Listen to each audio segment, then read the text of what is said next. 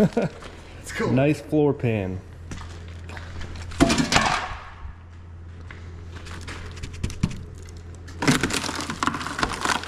We should just change that to Jesse Restoration Incorporated, no trespass.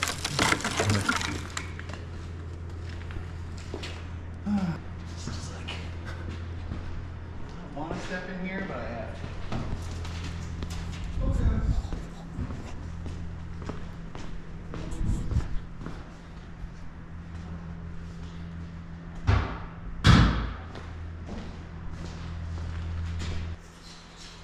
Alright guys, welcome back to restoring and building my dream truck.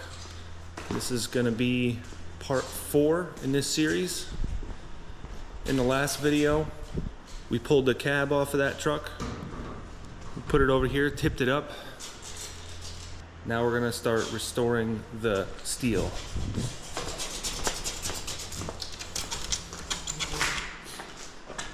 So as you can see, we are very, very crusty here. Nothing left to this. The cab rail here is decent except for this spot here. But this rocker frame is totally rotted out. That needs to be replaced. A bunch of these cross members. This needs a piece replaced right here. Cross members seem to be okay here. So mainly the work that we need to do is replacing these cross members, which I'm gonna fabricate those myself. And we gotta put a piece in here. We got a lot of work to do, so let's get to it.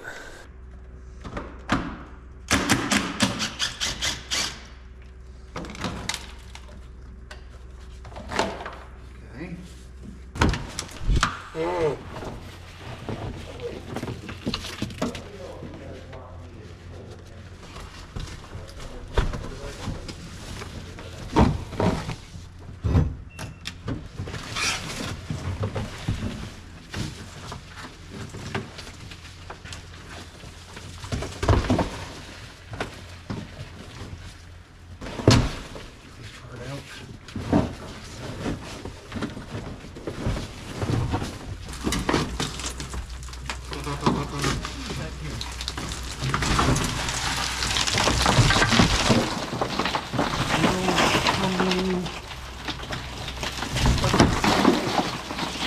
One bolt that you said didn't need to come out. It's stuck on. You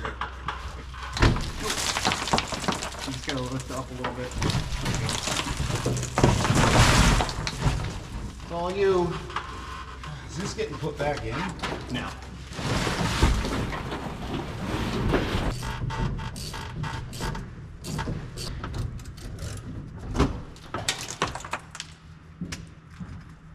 I think that's it.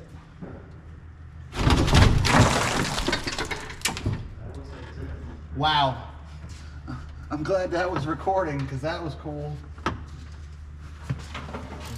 There. I'm like, oh, I think that's it, and it just fell right in my hand.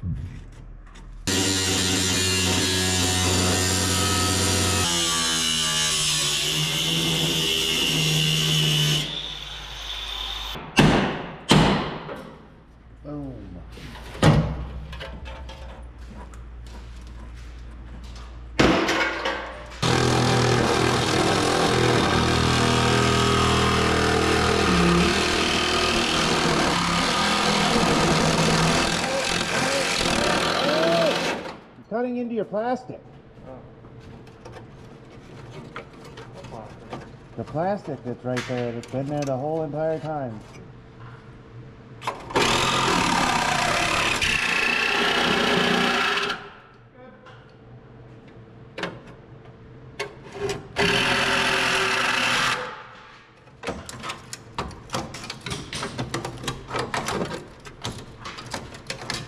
Leaving this down here?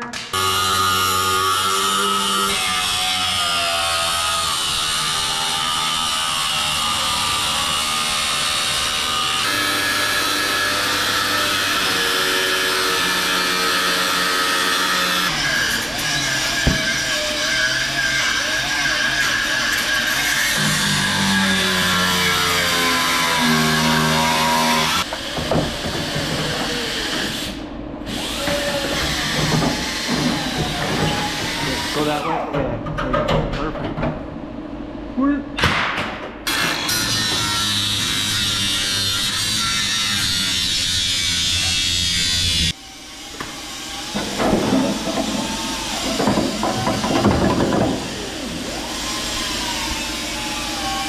Ooh, mouse nest. Look at that. This thing is solid.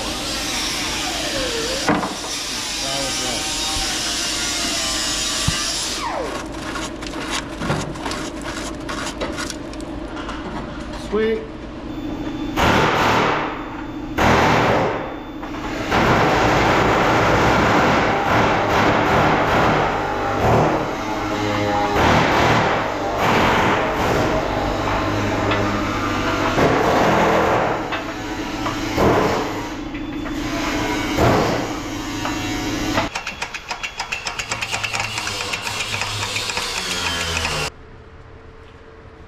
I'm dying to make one of them pieces up.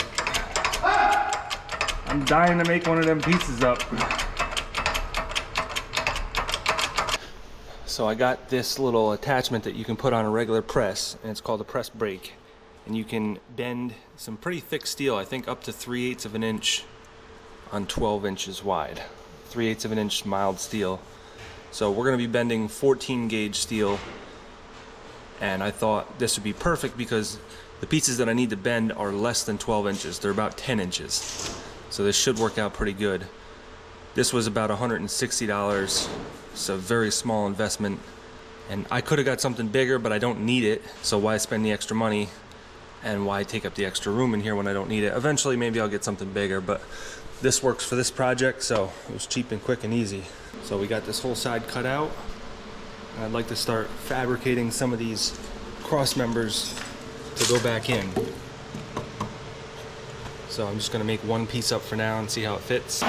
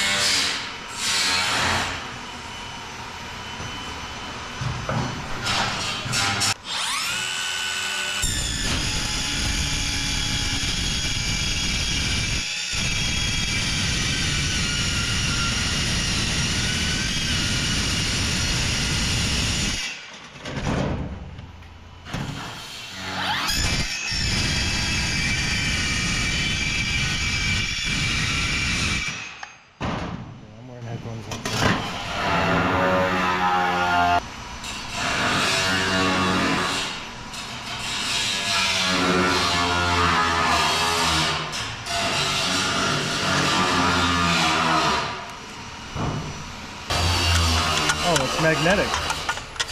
What? That's cool.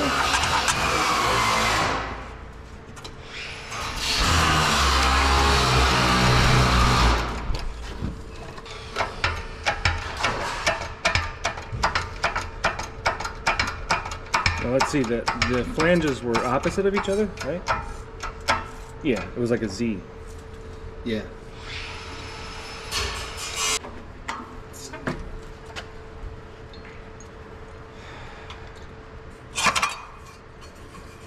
Look at that. Good.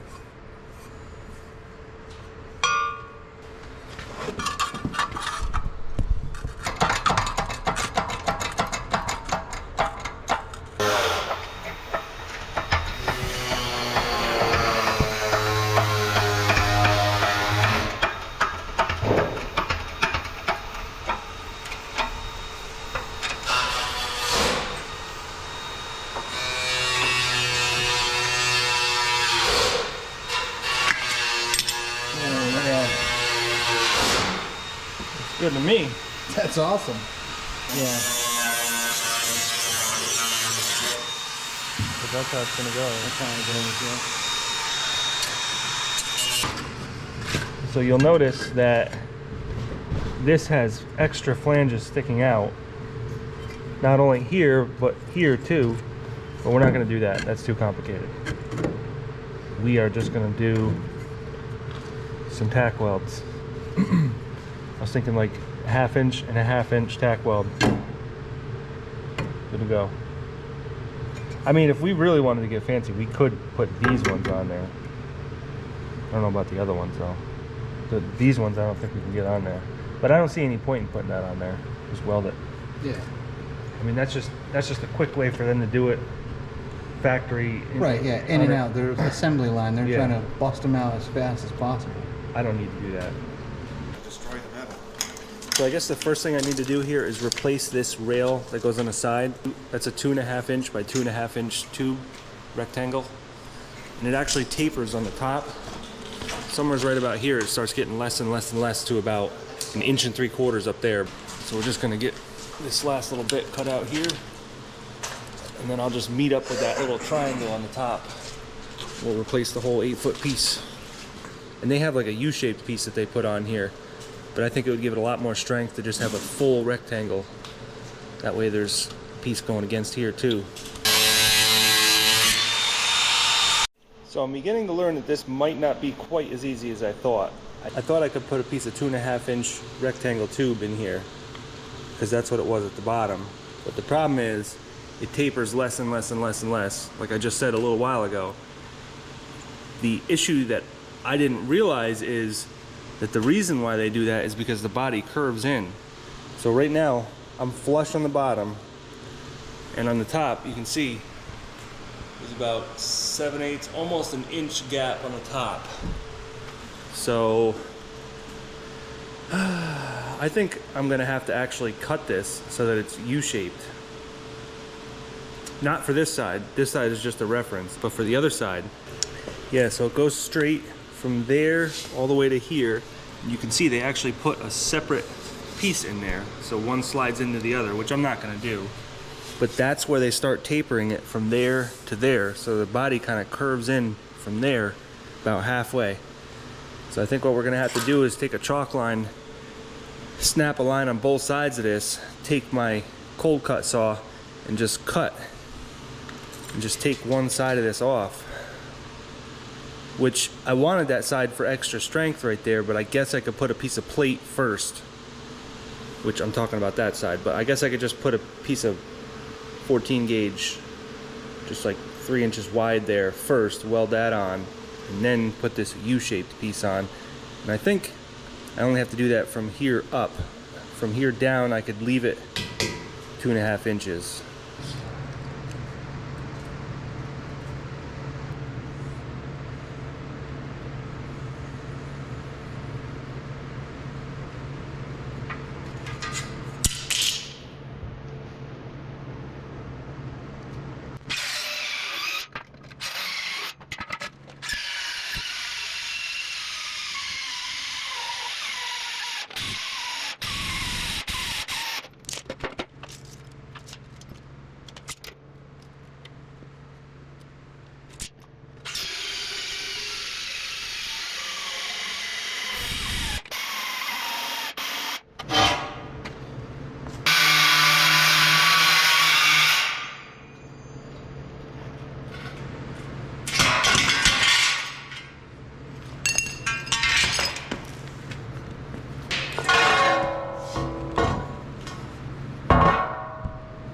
So we got from nothing to 7/8 of an inch off. So that wasn't as hard as I thought it would be. That's the nice thing about working with thin steel. It just seems to cut a lot faster compared to some of the thicker stuff I work on.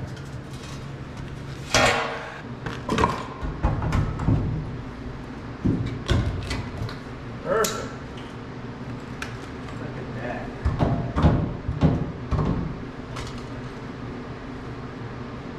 So I think what I'm going to focus on now is getting that piece going all the way down.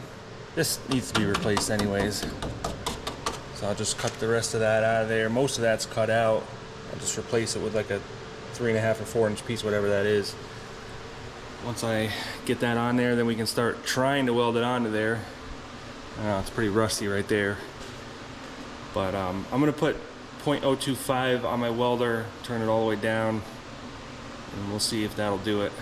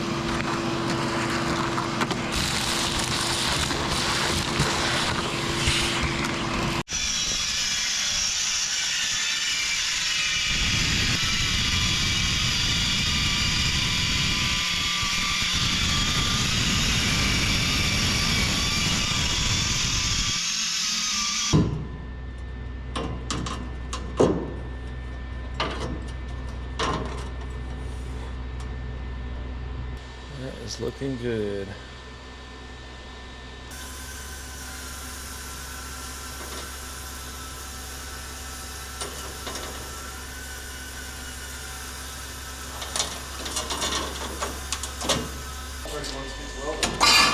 It's pretty when it's driving down the road.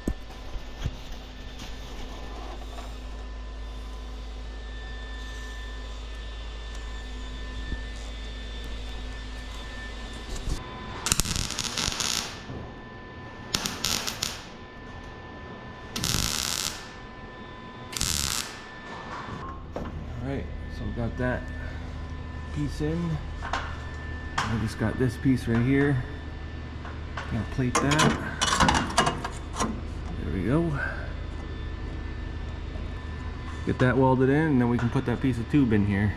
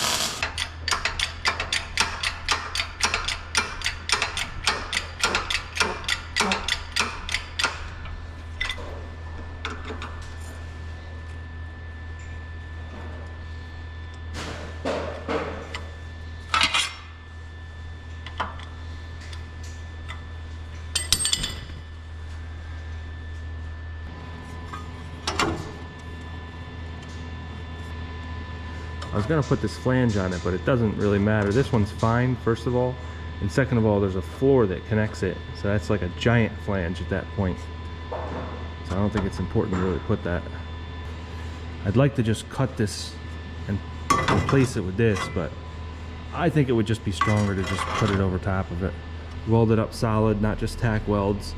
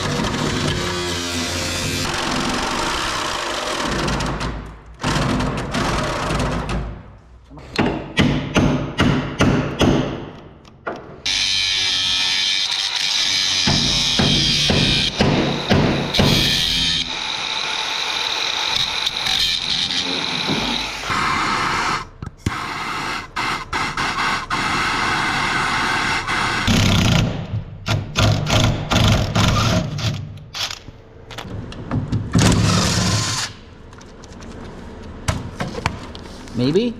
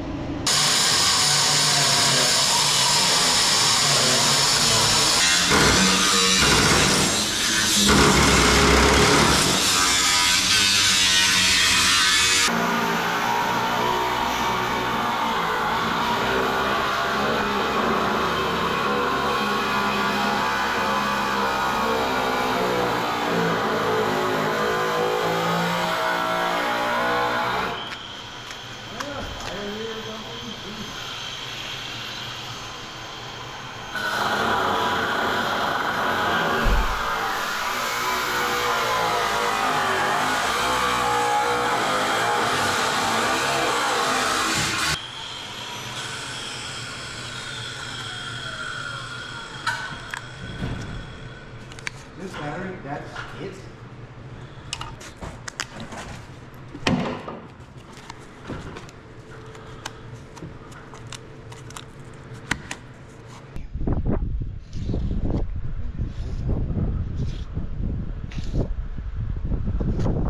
Do it.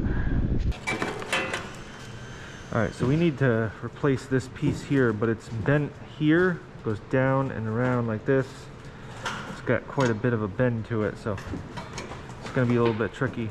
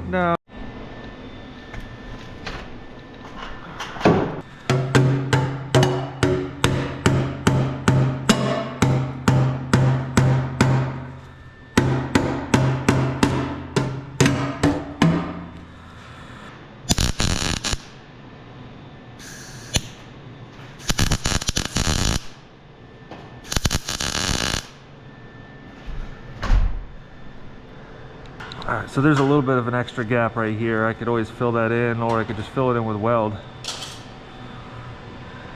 But everything else fits really nice. I'm really happy with the way that went.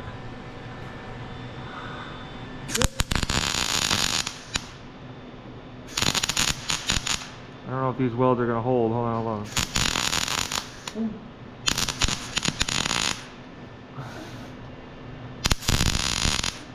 on. That's probably gonna hold. I don't know. Let go and see what happens. My board's on fire. All right, so this is obviously the passenger side on the front, but yeah, look at that. That's nice. That turned out pretty good. Got that difficult little bend there, or several bends, I guess. Yeah, that looks pretty good. That's the way it's supposed to look here.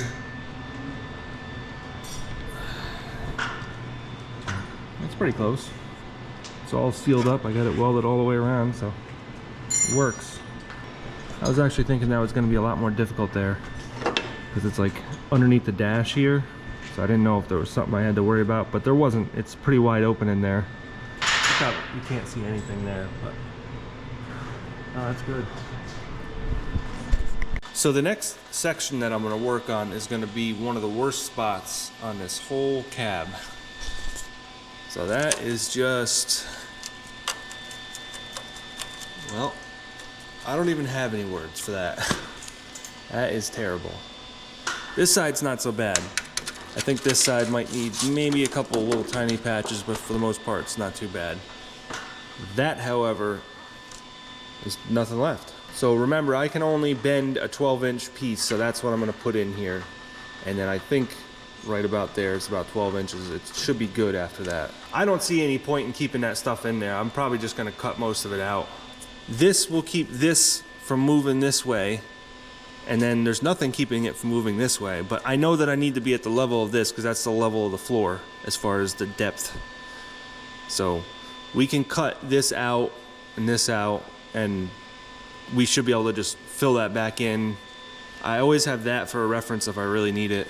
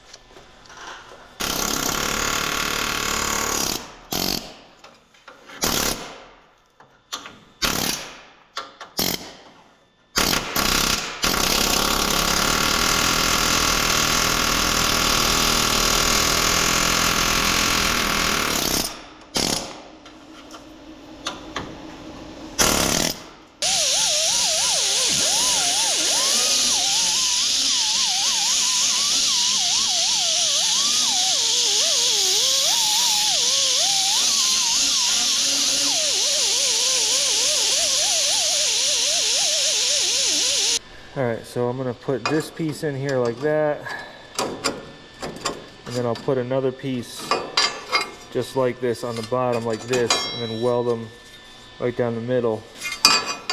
And then once I put this piece on here, I'm going to put another piece going across and connecting it to that piece, going far into that piece with like a little, see that little triangle right there? I'll bring that reinforcing plate over top so that it ties in all the way over here, instead of just having a joint right there, which is not very structurally sound. Okay, so that goes in there.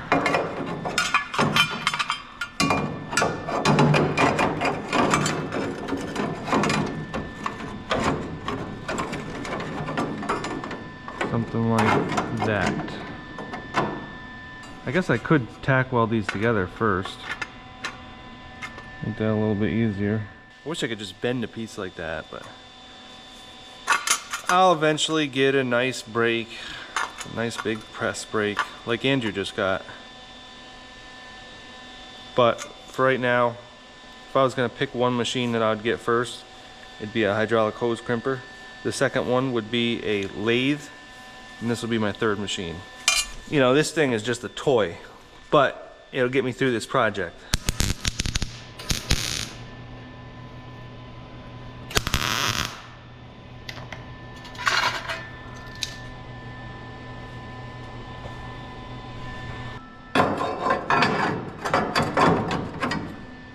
Perfect.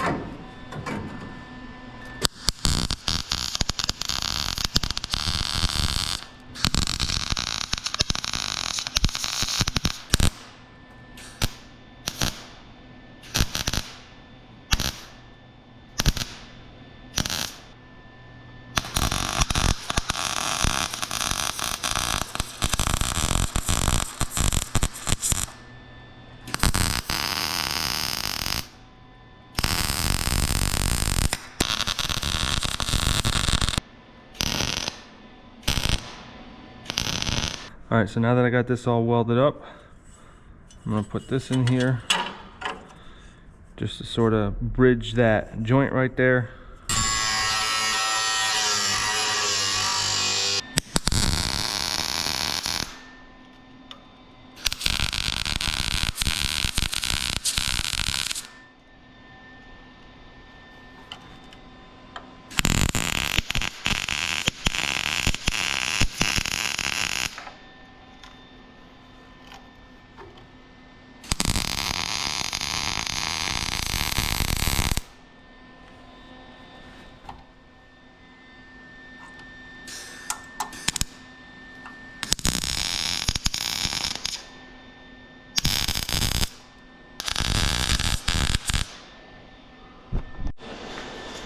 All right, so at this point, I've decided to cut my welds on these little supports here, and I put this piece of angle iron in here to just sort of continue this rail here, because this is the main thing that the cab rides on, and if this failed, it would be a bad thing. So I just want to give it some extra support.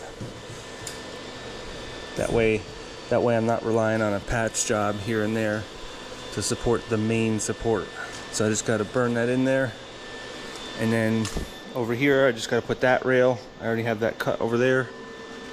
Got to connect all these again, and then put two more supports there, and then I just have to do a patch job right there, and then at that point we're ready to move on to sandblasting everything, and then I'm going to do the sheet metal for the floor. So right now we're going to build a 12 by 12 enclosure, 12 feet tall, 12 feet wide, 12 feet long. It's gonna be a big box. We're gonna put plastic around it. We're gonna have a fan going in and a fan going out with a filter on it going out. And then that way I can take my small sandblaster and sandblast everything in here without having to move this outside.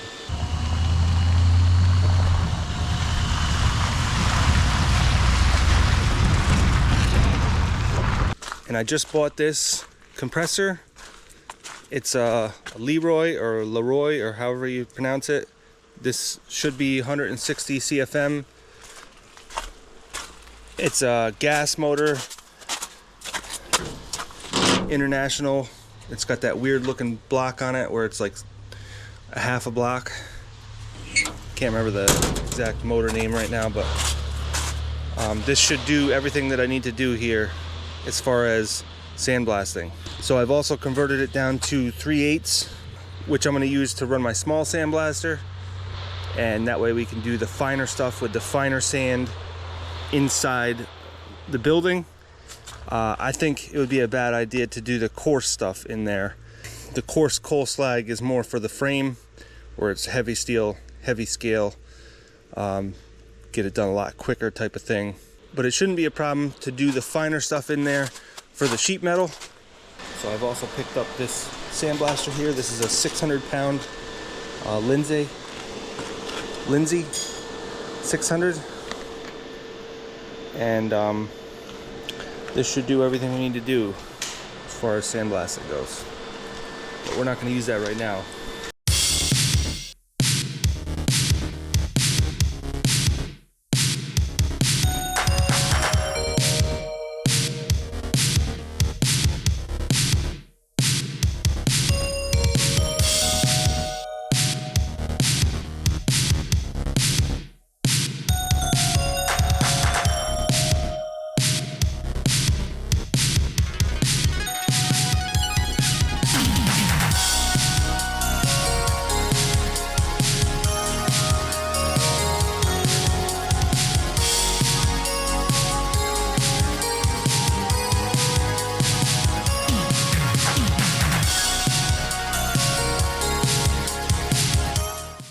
All right, so like I said, rather than using that, that's a 600-pound unit.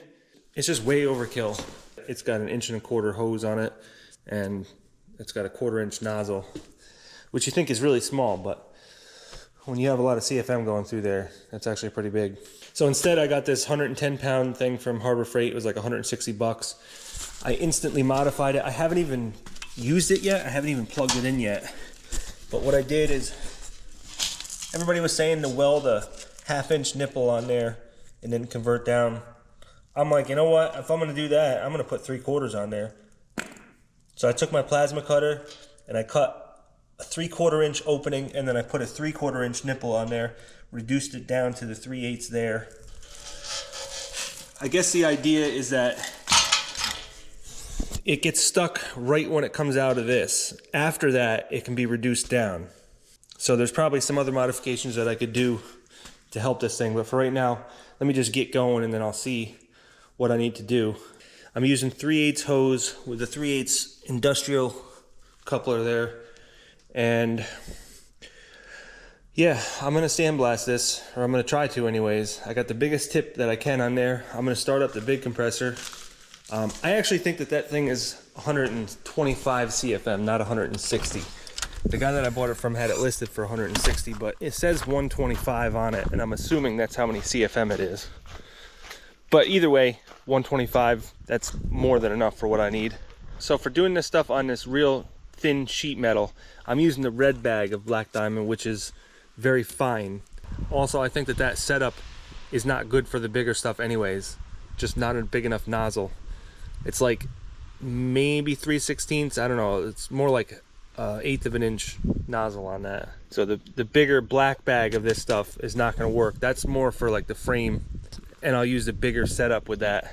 Sandblasting is very new to me though, so I could be wrong about some of this stuff. Also, for my setup, I've got a 12x12 box here, and I put one of those zipper doors on it. It's completely sealed up. We use tape to seal the whole thing up. And it's a special tape that's meant just for this. And I've been going back and forth about what I wanted to do for ventilation in here. What I've decided on, at first I was gonna use 2 fans, one going in and one going out. The one going out would have a filter on it, just like that. But what I've decided to do instead is just put that one on by itself, because when I'm running that blaster, I'm gonna be pushing a lot of CFM into this whole area. So at the same time, to not create positive pressure, I just have that one there. Now, if I put fans on that, then I can adjust it so that I don't have positive or negative pressure, or not too much anyways. But then as soon as I start sandblasting, there's gonna be more positive pressure. So it's gonna change as I'm sandblasting or not. So this thing could be like ballooning out when I'm sandblasting, but then as soon as I let go of the trigger, it'll have a negative pressure and it'll pull back. And that constant back and forth could rip this plastic. So I think the best solution is to just have that on there. And when I create positive pressure in here, that will alleviate that positive pressure. And it will also make it so I'll never have negative pressure either. Also, I've got one of these hoods right here for sandblasting, and I've hooked it up to a 1/2" hose.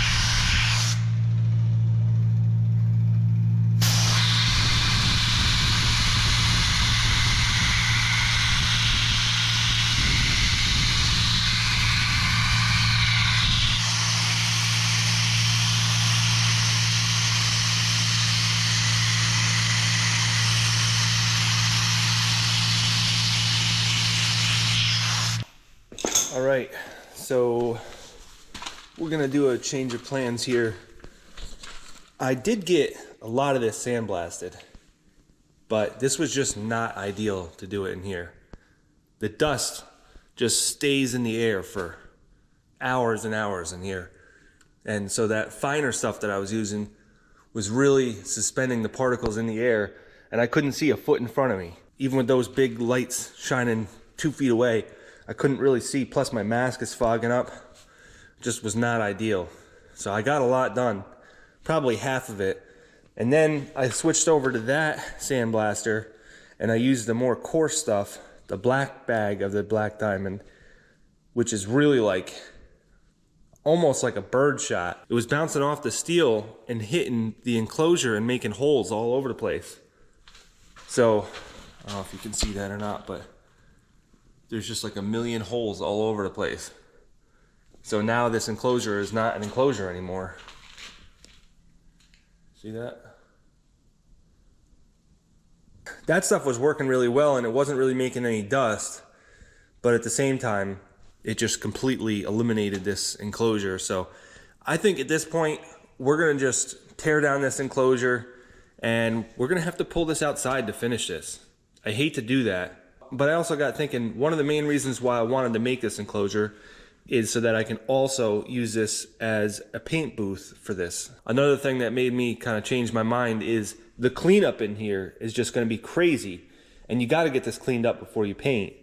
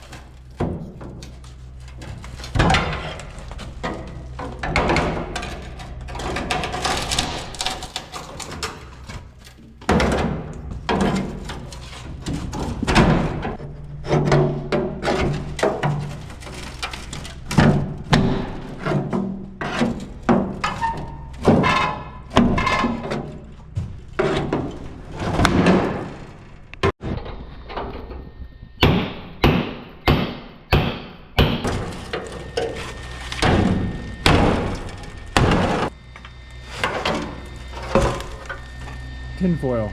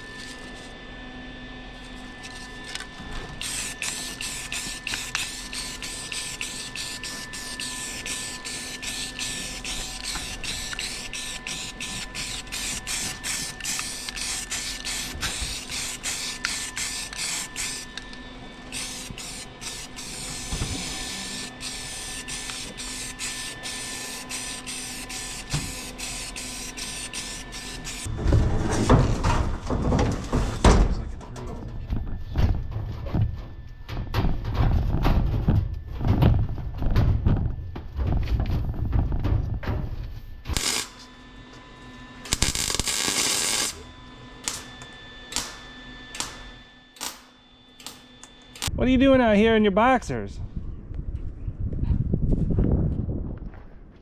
Aren't you cold? No, I love cold. You love the cold? Cold is my middle name. Cold is your middle name? I just call my middle name. But I want. Yeah, you have to taste that. You have to try that one.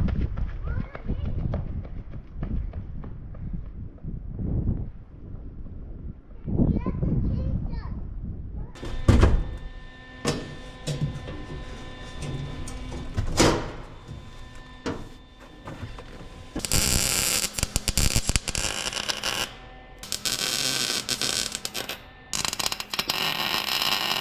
I'm trying to get this driver's side done here. So I just got this one panel left here. On the side of this panel, up top, there's this piece here that kind of folds over at a 90-degree roll, about a ½ inch for about 4 inches long. So I want to put this piece in, but I need to roll that piece right there on the corner. So I have an idea. I don't know if it's going to work or not. I can't really put that in that press over there. It just doesn't work like that. So I can think of all different ways to do this, but this is probably the quickest.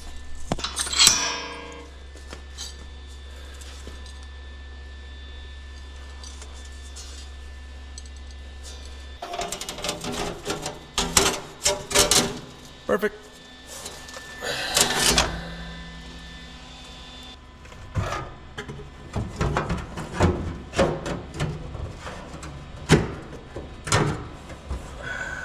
I chose to just overlap it here. I just didn't feel like messing with it. I'm trying not to do too much of that kind of stuff, but in this case it was just kind of the thing to do. But yeah, that looks pretty good. I like it. I like it a lot.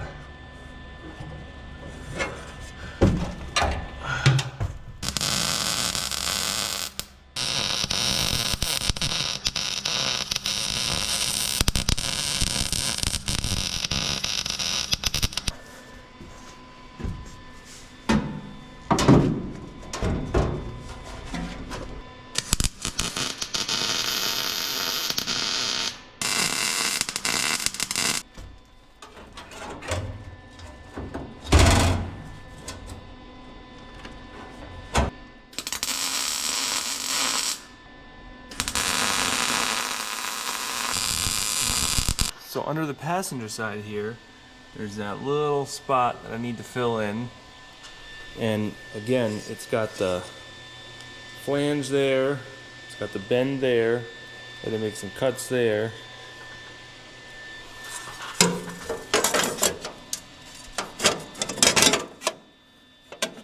now that should work perfect. So I finally got all the pieces welded in. Everything's welded up 100%. The only thing I need to do now is just that little corner right there, but it needs some work down there, and I need to access the bottom to do that. So I think I'm gonna wait on that little piece right there until I flip this back on its side. I'll get it high enough off the floor where I can work underneath of it and on top of it at the same time. That way I can fix that area. But for right now, I wanna get the rest of this coated. I could have done all this work from underneath, like you were working on a trailer or a car or something, but it was just a lot easier to put in all these structural pieces without having it on the floor. So I can deal with that little bit like that. So the next step I want to do here is to put some primer down. I'm going to put some primer on everything, and then I'm going to also put another coating on here. I'm going to use this stuff called Boom Mat, and this is like a sound control kind of stuff. It's almost like a bed liner, a thick rubber kind of substance, and this is supposed to help with noise, and I suppose it will insulate it thermally like a little tiny bit. I'm not really looking for that so much as I am to dampen the noise. So we're gonna put this on several coats on the bottom and several coats on the top. So I'm gonna prime this first, then put this stuff on, and then I'll probably put like a top coat of paint on top of that, and then we'll do the same thing with the floor, the top side of the floor, once we get this flipped over. But for right now, the goal is to get this to a spot where I can flip it back over.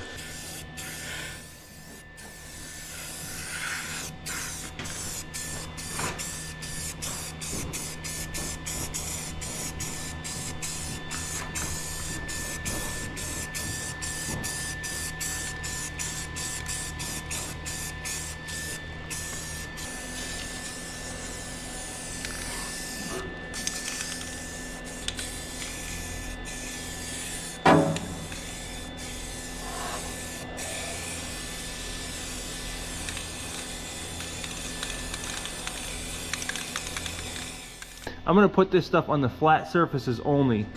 I'm sure I'll get a little bit on the cross members and beams, but the main purpose of this is just to put it on the flat surfaces, otherwise you just kind of wasted it.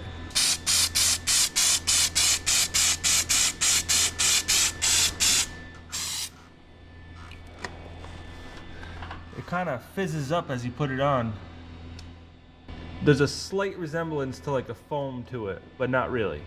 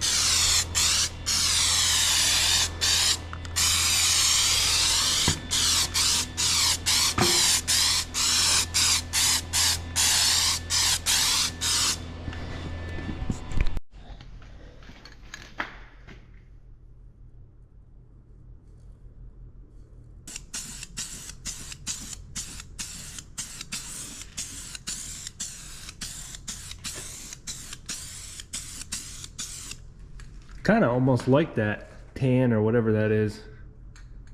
Kind of looks like a military kind of color. But whatever, I got a bunch of these, so I'll just do this. It really doesn't matter, it's the underside.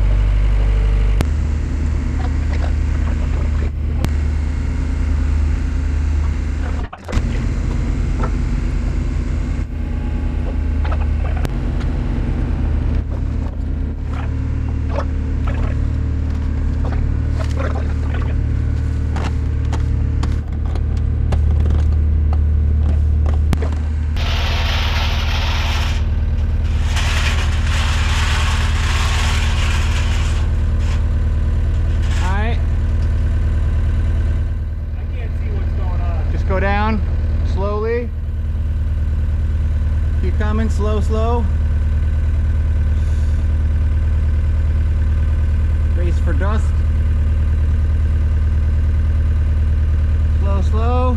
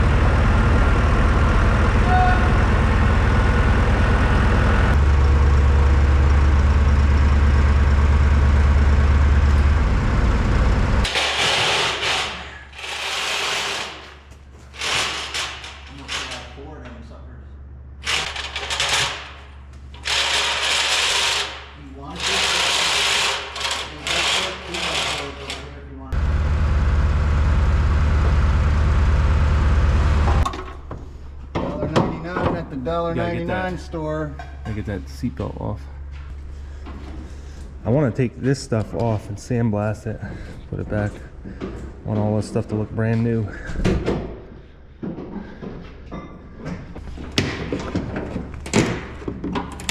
Stupid, dumb. Never come out right. Did not come out nicely.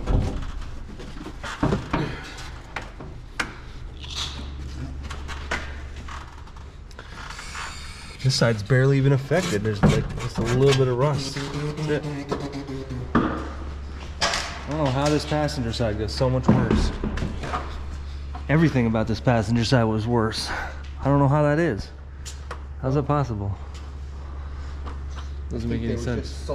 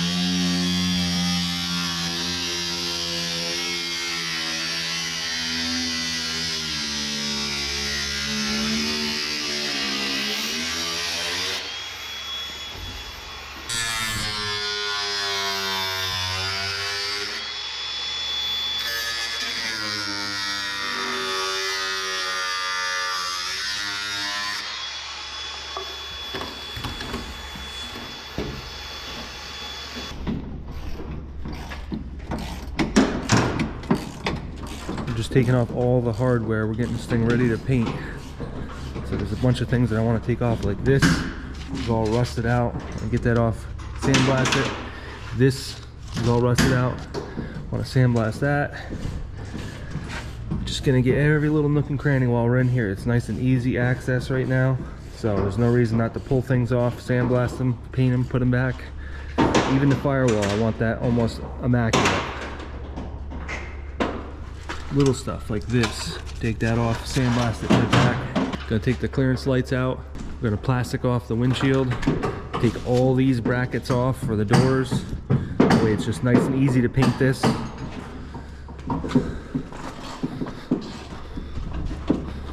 All these little brackets.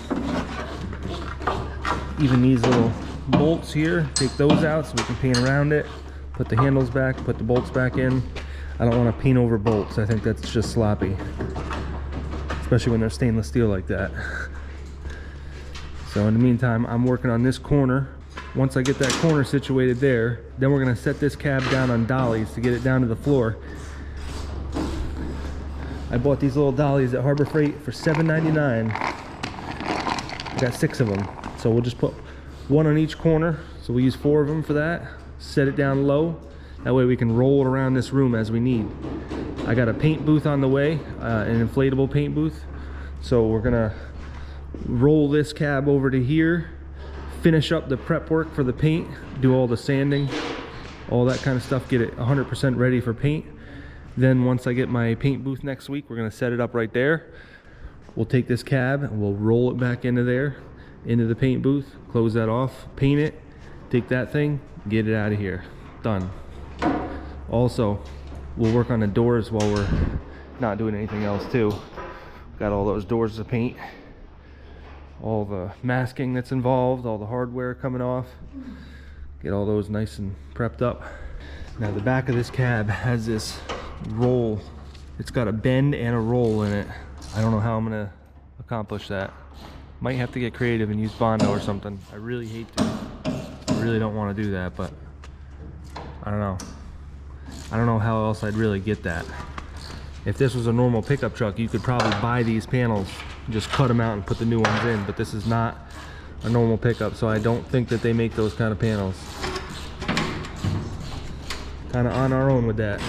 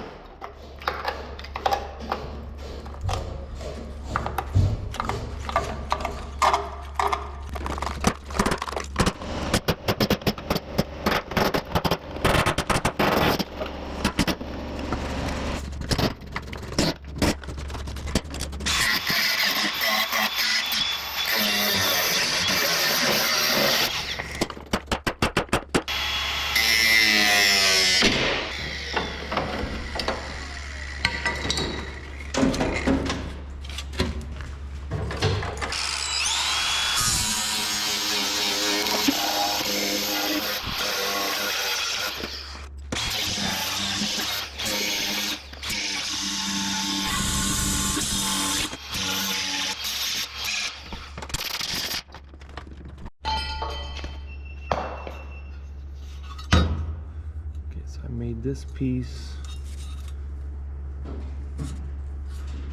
to go right here. Perfect. And this piece is over top of there. Perfect. Look at that.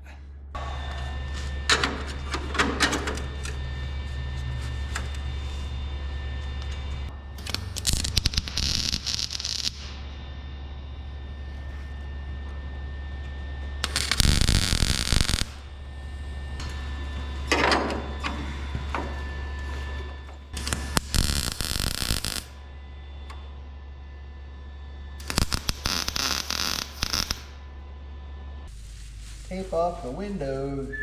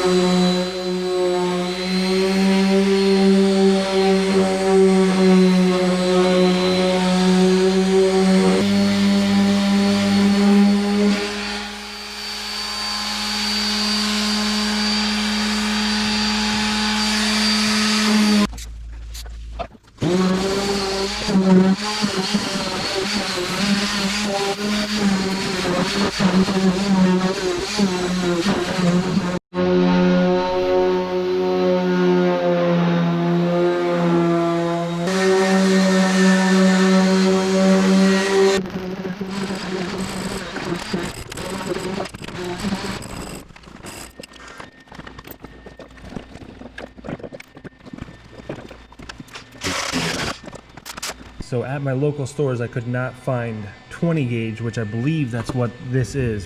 It's hard to tell though, it's so close to 22 gauge, but I could find 22 gauge, so I got that. I made this bend in it. So that goes right there. So that looks good.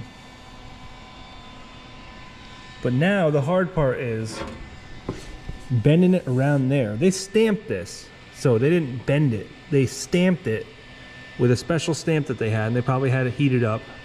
So I'm never gonna get it looking exactly like they had, but let me see what I can do. I got a couple ideas. Also, the bend needs to continue around here for there.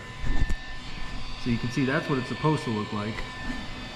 And then over on the other end, that's what it's supposed to look like. So I got part of that, but I need to continue that bend around this corner. May have to use Bondo, but let's see if we can get it as close as we can. Luckily, this stuff is thin enough to cut with shears like this. I think the only way to make this work is if I continue this cut past it like this.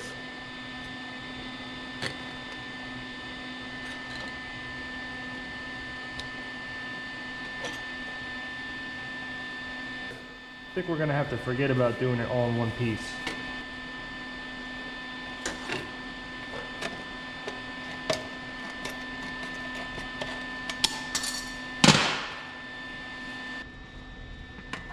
This is the only thing that I think is gonna get it close.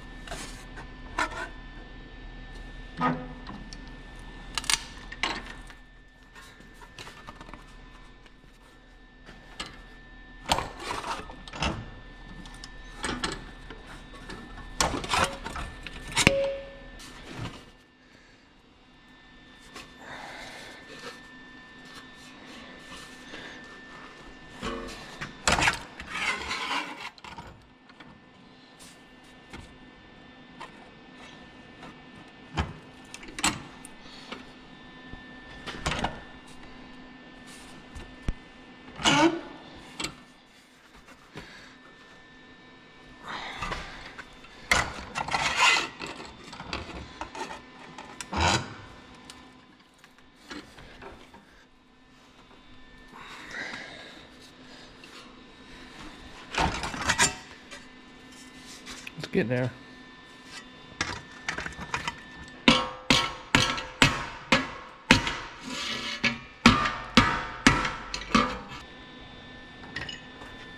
I take something like this.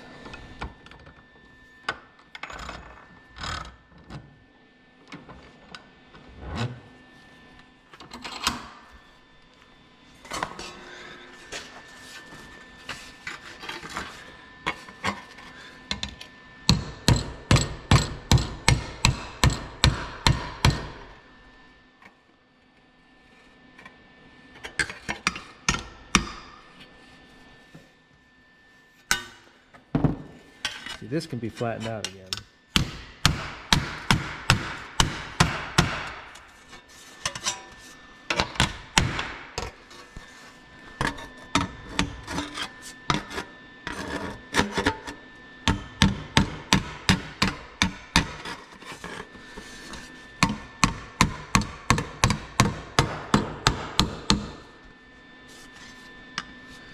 Hey, that doesn't look too bad.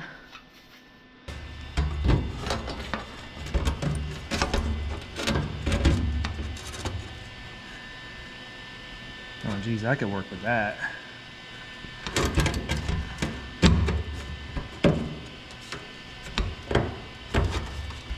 Now we just got to do this part, which I thought was going to be the hardest part, but now that I made it a short little piece, it may not be so hard.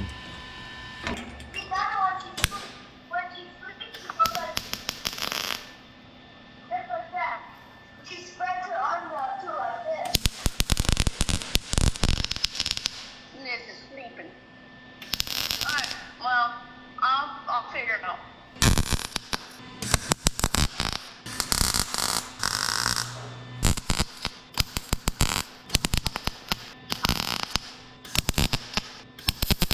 All right, so I tack welded the outside here just to hold it in place. Then I went on the inside and tack welded it every 1/2 inch.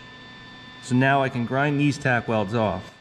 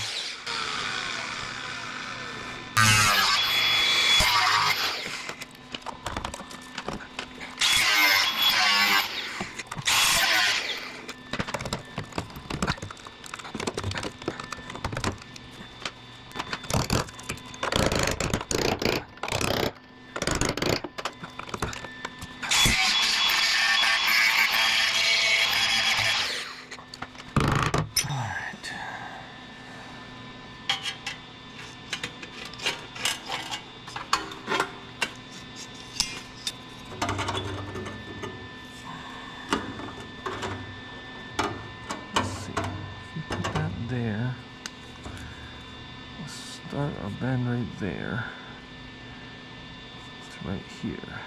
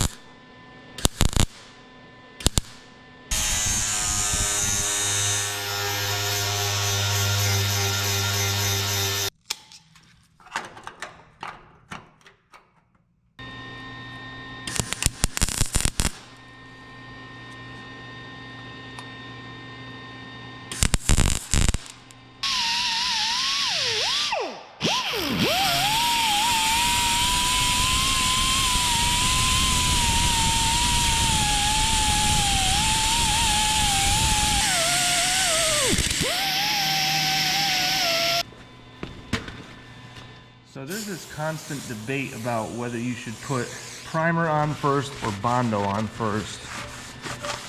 Honestly, I don't think it makes too much of a difference. I'm leaning towards putting primer on first though. It just seems to me that if water breaks through the paint that's on top of the Bondo, getting Bondo wet is never a good thing. So it seems like you should do both. You should put primer before the Bondo and then after the Bondo. I'm using brake parts cleaner to clean it up first. Part of that's to get the dust off, part of it's to clean up any oil residue that would make primer not stick to it. I'm using this filler and sandable primer. I don't think it really makes a difference what you really use, but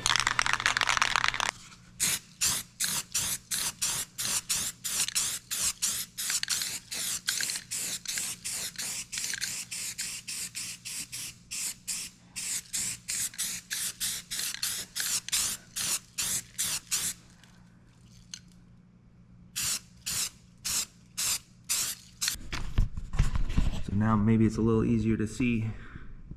I got the general shape worked out pretty good. That's about the best you're gonna hope for.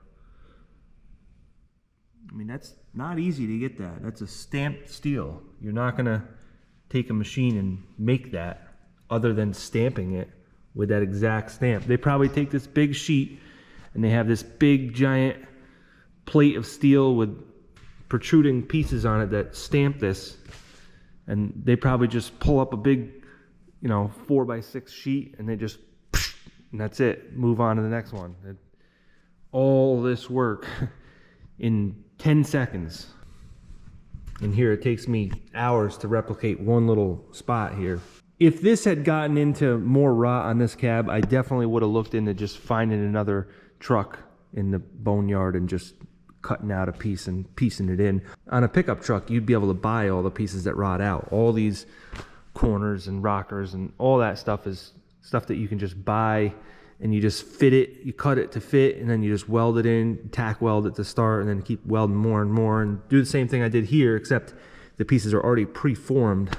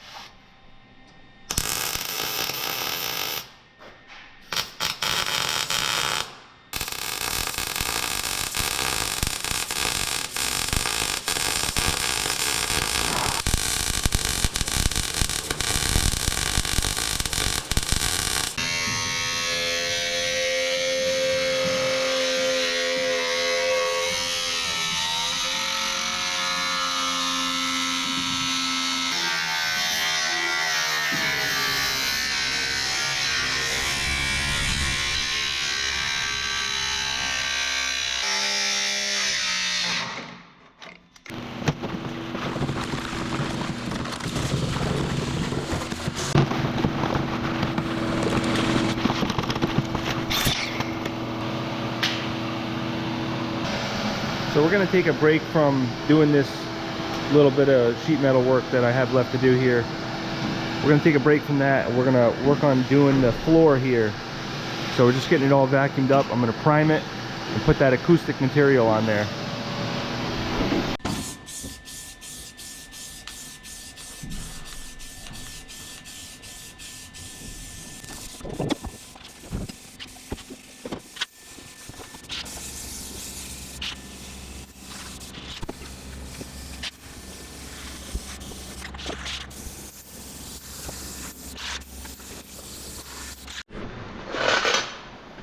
Okay, so I wasn't able to do that shaped piece where it has a flange, goes up, across, down, and then the flange again. But I was able to make this, which is everything except for the flanges. So that's good enough. I mean, most of the time you're never going to see that unless you open the door anyways.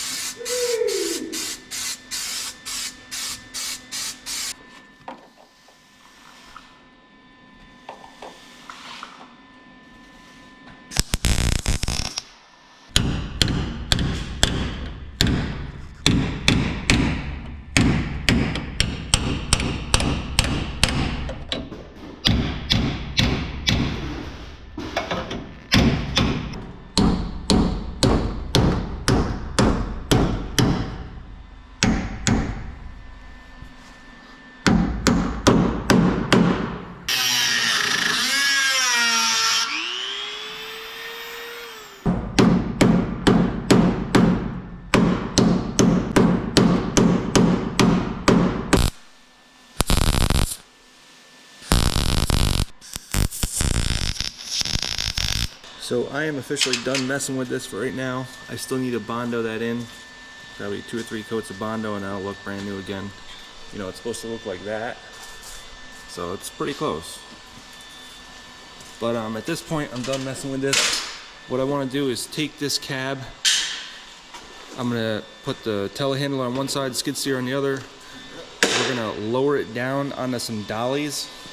And then we're going to roll it over here, get it out of the way. That way we can start on the next video, because we need some access over to here. We need to pull this thing out of here.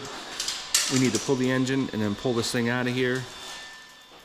So we need that not to be there. So we'll also, lowering it down will allow us to work on the roof, because we need to get that dialed in, sanded down, and prepped for paint.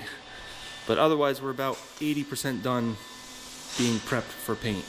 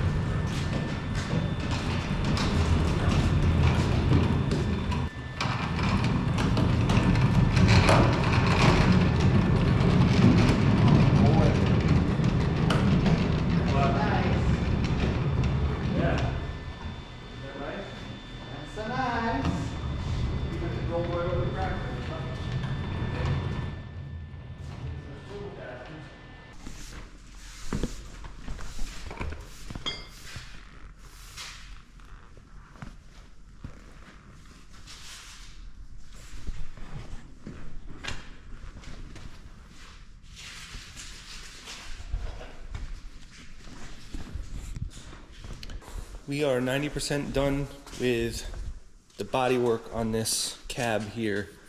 We are really close to being ready to paint. Just need to do a few more things. Next week I'll get that paint booth and we can paint this. That'll be a whole video by itself. We'll paint the doors too. We got them almost all the way prepped. So a lot of work in this video to get this far. A lot of work that you guys didn't even see, but it's kind of repetitive, so you didn't really need to. But really happy the way this floor came out. Really happy about the framing underneath and putting sound deadener on both the top and bottom. And then of course we got patches here and there that came out pretty good. Now that we have it lowered down, we can get the roof better, and then we'll be ready to paint.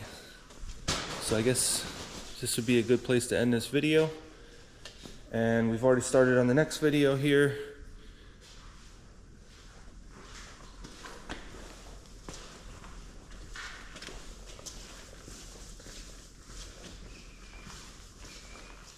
So I've had a few viewers reach out and tell me they have axles and transfer cases that I could use for this, but so far I haven't really found a match that will work for this truck. I possibly have a front axle, but I don't have a transfer case yet. I do have the transfer case from the Freightliner FL80, but I was kind of thinking that I want to keep that truck whole because it would make a good sight truck for up in the Adirondacks. So if you guys know of either which transfer case, or if you have a transfer case that I could buy from you, just let me know.